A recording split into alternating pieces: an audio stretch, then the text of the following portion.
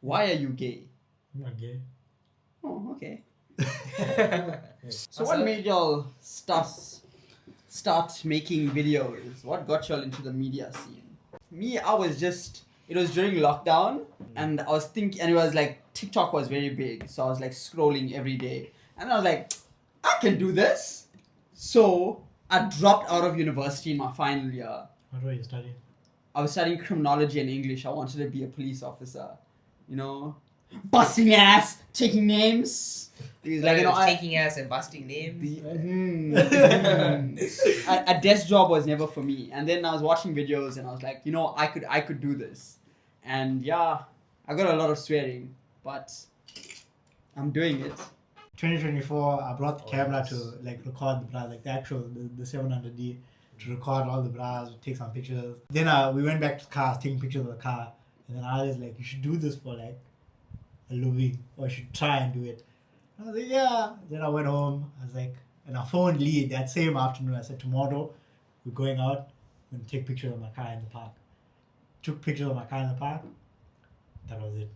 That was how it started. Then the link was always a thing. It was always the name of the friend group. How did you get Cars and Bras? My name came from a friend. I was telling her about what I was planning on doing before the channel and stuff launched. And I was like, hey, I'm going to be filming like content with cars and bikes and stuff with some of my friends and whatnot. And she's like, I'll wear Cars and Bras. Like, it kind of like to poke at me. That's so crazy. And then I was like, hey, yo, that's actually banging. I don't even have a name for the channel yet. I'm going to take that. And that's how I got the name. Crazy. Shout out to Terrell if you're watching this. Thanks for naming the channel. Iconic. Shout out to Terrell. I mean, so far you've been pretty successful.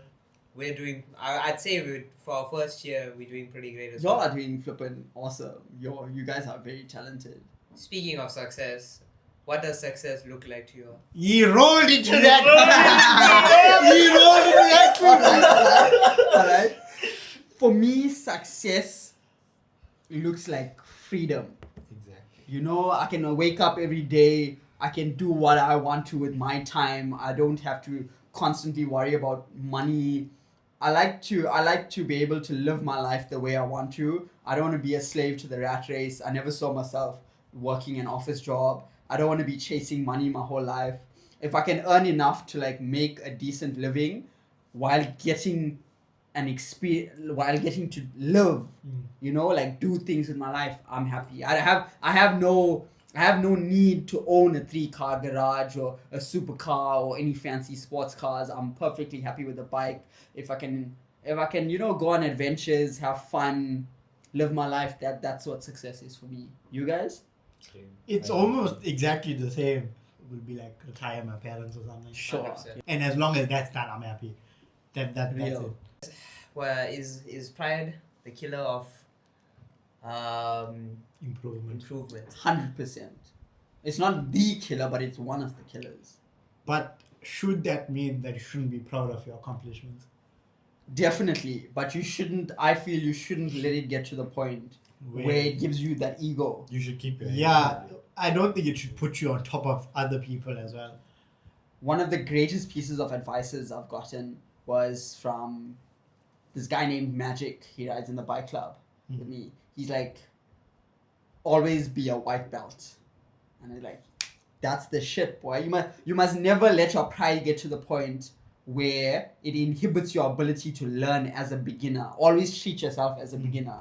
Never stop learning. If you're good at something, I believe that you shouldn't brag about being good at something. I think you should know, if you know you're good at something, show it in the way you do it.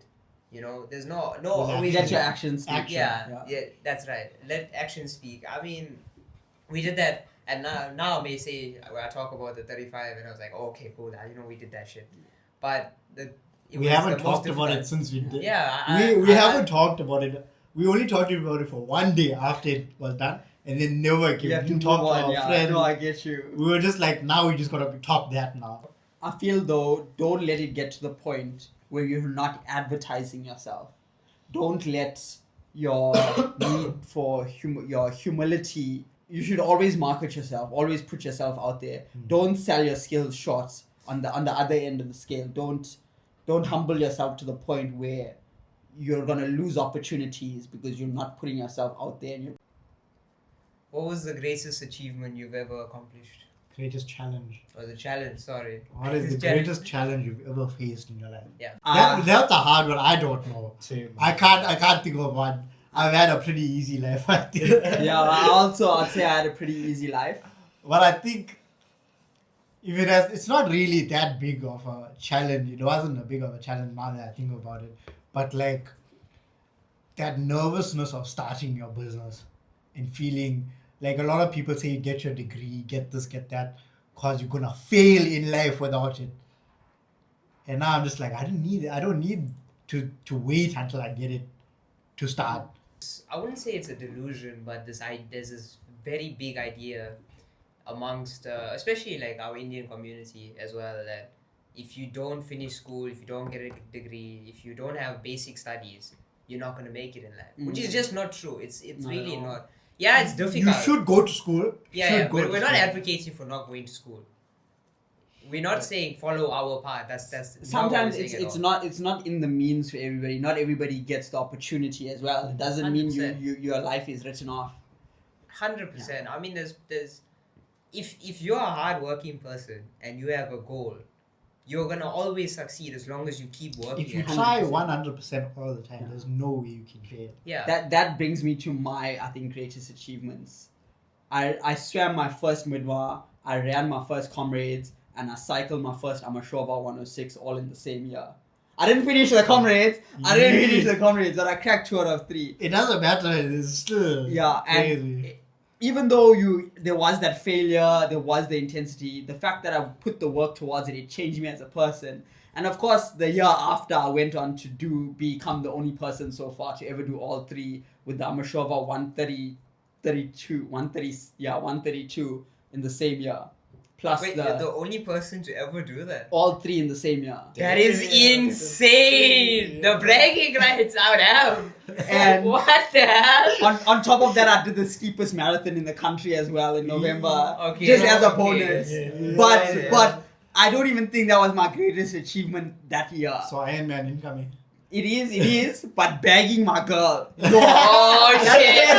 That's it. He's advocating on you. I'm telling you, I forgot about the other things after I got her. Oh, It's like, is the motivation up now? of course, it's like this girl is so cool. I feel like I have to now up myself to justify. Because that's so real. Now you can't not exactly, show up. exactly. That's the problem I'm facing right now. I have to be an all-out badass cool motherfucker, or it's like. This is coming from the guy. It's all done. This is coming from the guy who auto farms us every time we look at him, by the way. Wade, just by the way, we're walking in a normal ball. Wade will walk with the, what you call it?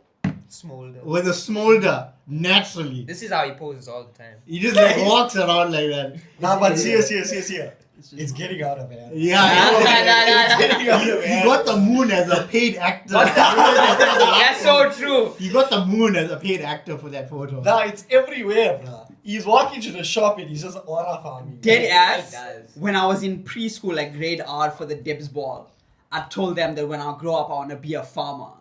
I just didn't know what type of farmer I Oh wanted my to be. You know? days. The greatest challenge I've ever faced probably is dropping out of school. How did that affect you mentally? Yeah, Honestly, sent him to a fucking... At first, I was like really down about it, but then I realized that really school isn't for me. Doing the same thing for 5 years and then after 5 years I have to go study another thing. It's too repetitive. My mind can't do the same thing over and over. Yeah. It's not stimulating enough. And I don't know. I think it was the best decision I've made. Even though it was like the hardest decision I've made, it's still, I wouldn't change that decision if I went back in time. Like a lot of people would want to change and say, you know what, if I had a second chance, I'd definitely take it. I don't think I would ever change that chance. Because I am who I am now because of what I did. I feel you. We all make your choices and own it. What? It's your turn. Why is it? I don't know. I've been parking inside a think of it and I Can't find one. I've had an easy life, bro. We can't even like mention your birth. Oh Because- yeah. I guess that is, but Yeah, like but I you don't wasn't remember conscious. it, yeah. man. Yeah. So How was how it? was it? Almost dying. Almost died. Did you I was almost die? I was 6 months. Yeah, I had a oh, baby. you don't know about this? What the fuck? You didn't know that? No. Okay, here's the Oh, story yeah, time. yeah, you yeah, know. yeah. Just back of his head. Oh, it's not true. If you want to feel, you can feel the pipe. I got a pipe. Yeah, see, You you have can a see it. fucking pipe. Yeah, What the fuck? Feel here. What the Pipe, fuck? yeah. So when I was younger, I was about 6 months old, right? And my parents noticed that my head was swelling a lot. So they took me to the hospital and they found a golf ball sized tumor in my brain. So they had to perform emergency surgery on that day. They had to cut me open and take this tumor out of my brain. Yo, fuck. Yeah. My parents got divorced. I think that was like it was like I never nearly died or anything. In fact, now that you mention it, it's not that deep. They just didn't like each other. I feel you. Yeah. One thing I see a lot that people do is like they'll try to compare their problems with other people's problems, and they'll use that as reason for them to believe, oh no, it's not that bad. People go through different things. 100%. You can't say your problem is worse than someone else's problem. You going through it, you have to deal with it. You're so good at this. He is. It is like Now it's gonna go. now that you're talking about comparison, what's your takes on comparison versus competition? Man, I was thinking that I feel competition is very healthy. Yes. We all need some Absolutely. good competition in life. 100%. It's how you grow. But you can't help but compare something. Yeah. What about when people younger than you are doing so much better? There's creators that are Bruh. making bank. I saw a 21-year-old buy a Ferrari the other day. Yo, And I was like, what the hell? Unbelievable. There's 16-year-olds owning mansions. There's just like I personally like to use things like that as motivation. Yes, definitely. Because I don't think Vegeta would have got where he got to without Goku as his competition. you're right. Fair No, enough. 100%. Anyone who's watched Dragon Ball Z understands that Goku is Goku and Vegeta is Vegeta because they both had each other. Yeah, to compete. 100%. How do you compete in a world where like people are like just so much better than you? For me, it's just work. Yeah. Like let's use the running for example. I know I'm not the fastest. I know I don't have the best endurance, but I'm gonna go out there and I'm gonna do the best that I can do. You versus you. Yeah, that's the game. That's Even life. in That's how you that's compete. life. Yeah, That's how you compete. Yeah. In fact- 100%. I feel that if a person had to put their full focus, drive, and give their full attention and action towards any specific skill, if they did that for 3 to 5 years, anything besides physical sports or any type of sports, they would be the top 5 to 10% in the world in that specific skill. True, 100%. 100%. You can't. There's this idea that you have to be the best in everything. That's not true. It's okay to be very good at one thing and be bad at something else. I feel that in competing, it is not about comparing yourself to the other person, obviously, but it's more about their rate of improvement versus your rate of improvement. If you're always improving, if it's always you versus you are improving much faster than they are probably. Follow for more stuff. Hey, I guys, can't see the thing. I can't do it too.